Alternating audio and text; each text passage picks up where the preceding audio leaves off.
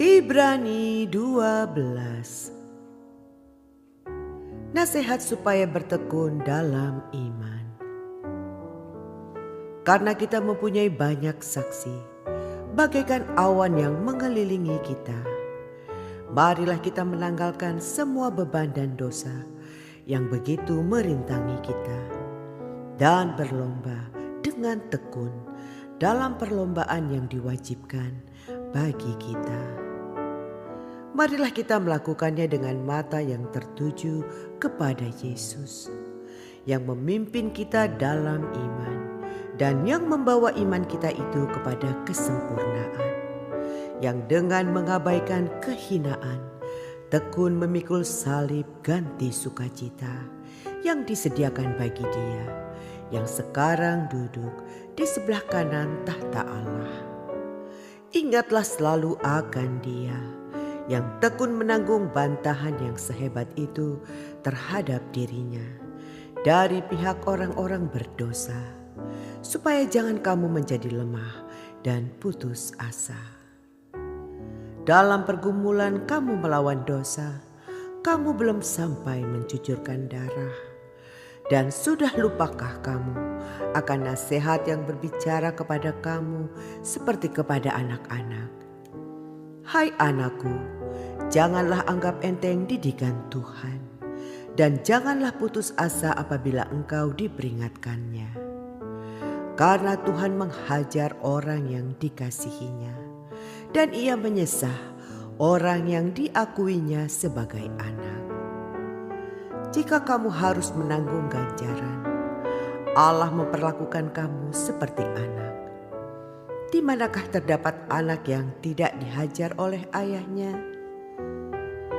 Tetapi jikalau kamu bebas dari ganjaran yang harus diderita setiap orang, maka kamu bukanlah anak, tetapi anak-anak gampang.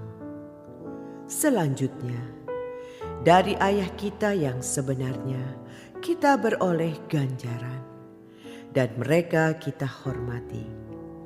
Kalau demikian, bukankah kita harus lebih taat kepada Bapa segala roh supaya kita boleh hidup?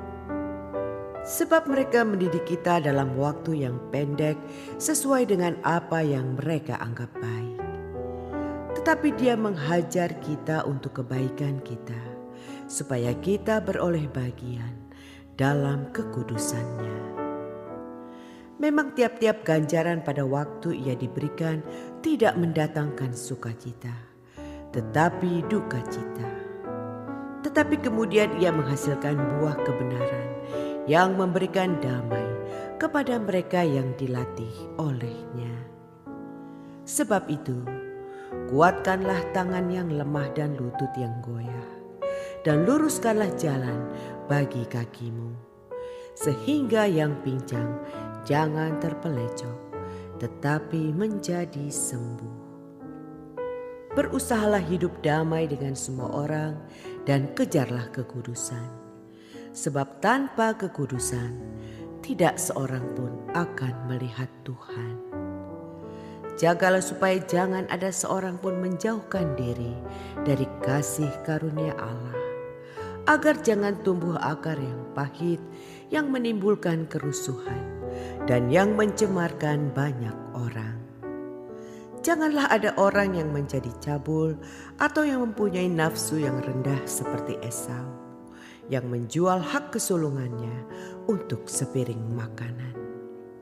Sebab kamu tahu bahwa kemudian ketika ia hendak menerima berkat itu, ia ditolak, sebab ia tidak beroleh kesempatan untuk memperbaiki kesalahannya, sekalipun ia mencarinya dengan mencucurkan air mata. Tanggung jawab yang berat. Sebab kamu tidak datang kepada gunung yang dapat disentuh dan api yang menyala-nyala, kepada kekelaman kegelapan dan angin badai, kepada bunyi sangkakala dan bunyi suara yang membuat mereka yang mendengarnya memohon supaya jangan lagi berbicara kepada mereka, sebab mereka tidak tahan mendengar perintah ini. Bahkan jika binatang pun yang menyentuh gunung, ia harus dilempari dengan batu. Dan sangat mengerikan pemandangan itu, sehingga Musa berkata, "Aku sangat ketakutan dan sangat gemetar." Tetapi kamu sudah datang ke Bukit Sion, ke kota Allah yang hidup, Yerusalem sorgawi, dan kepada beribu-ribu malaikat, suatu kumpulan yang meriah, dan kepada jemaat anak-anak sulung yang namanya terdaftar di sorga, dan kepada Allah yang menghakimi semua orang, dan kepada roh-roh orang-orang benar yang telah menjadi sempurna, dan kepada Yesus, pengantara perjanjian baru, dan kepada darah pemercikan yang berbicara lebih kuat daripada darah Habel. Jagalah supaya kamu jangan menolak Dia yang berfirman. Sebab jikalau mereka yang menolak Dia yang menyampaikan firman Allah di bumi tidak luput, apalagi kita, jika kita berpaling dari Dia yang berbicara dari sorga. Waktu itu suaranya menggoncangkan bumi, tetapi sekarang Ia memberikan janji, "Satu kali lagi aku akan menggoncangkan bukan hanya bumi saja, melainkan langit juga." Ungkapan "satu kali lagi" menunjuk kepada perubahan pada apa yang dapat digoncangkan. Karena ia dijadikan supaya tinggal tetap apa yang tidak tergoncangkan. Jadi karena kita menerima kerajaan yang tidak tergoncangkan, marilah kita mengucap syukur dan beribadah kepada Allah menurut cara yang berkenan kepadanya, dengan hormat dan takut. Sebab Allah kita adalah api yang menghanguskan.